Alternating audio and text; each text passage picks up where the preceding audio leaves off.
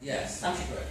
So I guess I want to know, in terms of time, if you say no, we shouldn't have a constitutional convention, but we should work towards changing things in the legislature, what does that mean in terms of time? Would it be longer to do it in the legislative process? Would it be about the same? Would it be shorter in the constitutional convention? And the second part of that is, if we do have a constitutional convention and there are changes made, does that mean that through the legislative process those things could be undone at a later date or changed? The answer to your second question is yes. Look at that. And it's kind of related to your first question. And we've said this earlier, through the legislative process, we have to pass twice a proposed change, but it can't be by the same legislature. In other words, we're elected for a 2-year term, so it has to be in 2 different legislatures. So let's say next year, 2018, we decide we want to pass a constitutional amendment that, whatever, one of the wonderful things that Ms. Finch talked about. We could do that theoretically next year, and then it has to be passed again in the next legislature, which could be in 2019, and then if that happens, it would go before the voters in 2019. Coincidentally, that's the same year that the product of a convention would be on the ballot if there is a convention. In terms of can the legislature undo something that a convention does?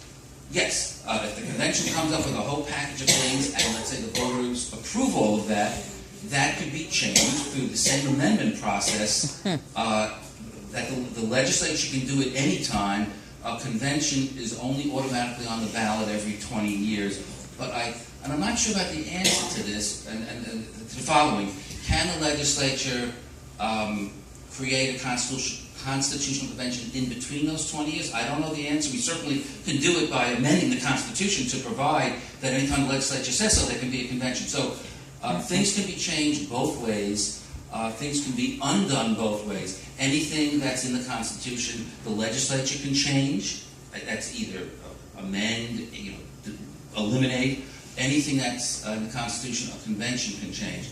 And the phrase that's in the Constitution, by the way, as far as pensions, because we talk about that a lot, is essentially that we cannot diminish pension rights. Diminish. So we can add to them, but we can't diminish. So if you're retired and you're getting, whatever the formula is, the legislature can't change that, but it can be changed through a constitutional amendment. And that's essentially the reason why I voted against the proposals for Tier 5 and Tier 6, because Tier 4 was before my time in the legislature, because I didn't think that we weren't changing the Constitution, we were just passing a law. When I say we, everybody besides me, I suppose. When those new pension tiers were created, it was only prospectively, meaning only for new people coming into the system, because and the governors always want that because it costs less money in the long run. They couldn't change it for people who are currently in the system because of the protection that's in the state constitution right now that says you can't diminish pension rights. That's not only for retirees.